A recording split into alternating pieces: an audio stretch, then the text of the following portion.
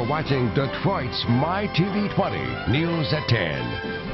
An undocumented Russian college student who was nearly deported for missing a court date when he was 12 years old has been released from a detention facility. But as Mytv20's Jorge Avion tells us, his problems aren't over.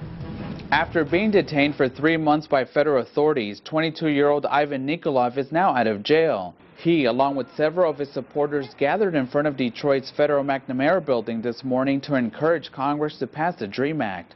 Legislation that, if approved, would allow undocumented students to stay in the country and eventually get their citizenship. Ivan says he'll never forget what he went through at the detention center. Just keeping me with the general population, feeding me horrible foods, hungry 24/7. Just people tell me I have no rights every day. It's just terrible. Did you feel like a criminal? I felt like a criminal. Because a criminal had more rights than I do, you know. Criminals had an out date. They got out. Even though Ivan is out of jail, he still faces deportation back to Russia for missing a court hearing that stopped his citizenship back in 2000. While the federal government decides what to do next with Ivan, he can't travel outside of Michigan, even visit a hospital, or be near or inside a train station. He's now asking the federal government to allow him to stay here and continue his studies. Back to you.